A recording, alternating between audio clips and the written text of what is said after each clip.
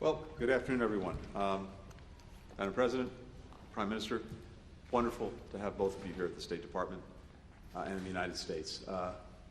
Kosovo is a steadfast partner of the United States, and I think, as you all know, there's a long and strong history between us, particularly with President Biden, who sends his warm greetings to both of you. We are working together on so many different issues of import to the United States and to our countries. I want to thank you again for your generous hosting of at-risk Afghans, the strong support that we've seen from day one for Ukraine faced with the Russian aggression, the work that you've been doing on the Summit for Democracy, including hosting a summit on women, peace, and security. And Madam President, I particularly appreciate your leadership on this. And tomorrow, you will sign a compact with the Millennium Challenge Corporation, of real significance, particularly when it comes to supporting your efforts to build renewable energy.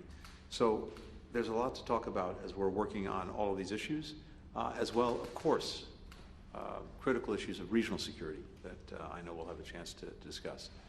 But mostly it's a pleasure and an honor to welcome both of you here to the State Department. Thank you for coming. Thank you so much. Thank you, Mr. Secretary. Let me start by a message of gratitude on behalf of all the people of Kosovo whose lives America helped save. Our partnership with the United States is not only indispensable, in fact, it has been existential throughout our history. It was existential for us to achieve our freedom.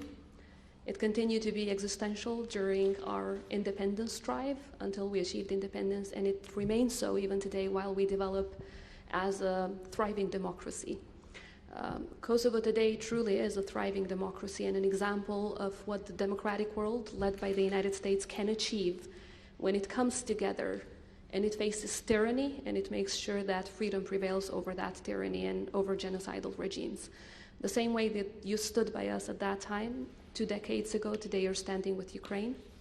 So I want to reassure you on behalf of Kosovo that the people of Kosovo also stand with Ukraine, as we have shown by adopting sanctions immediately, the same day that the United States and the European Union have done so. And of course, we renew our call to all of the countries in our region to do so.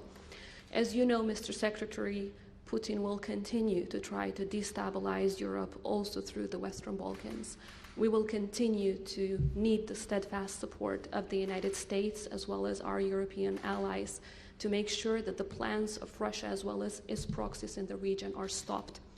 For that reason, we look forward to working with you, with all of the Biden administration, to make sure that as frontliners in defending democracy, we are successful in defending our shared values, which are the very foundations of our country. We look forward alongside the Prime Minister to discuss the reforms, especially on rule of law, that we're addressing in our country, and I want to thank you for that support as well as for every step of the way that we have made, and at the same time the support that we're receiving from the United States in the area of defense, because as you know, 23 years after Kosovo was liberated, today we're serving shoulder to shoulder with US soldiers in peacekeeping missions around the world. For that and so much more, I want to thank you. The independent, sovereign, free Kosovo is an irreversible reality which you have helped create. We will work hand in hand every single day together with the United States as well as other democratic nations around the world to make sure that this reality is strengthened, to make sure that the international standing of the Republic of Kosovo is strengthened, and to move ahead in our well-deserved place in the Euro-Atlantic community. Thank you so much for your welcome.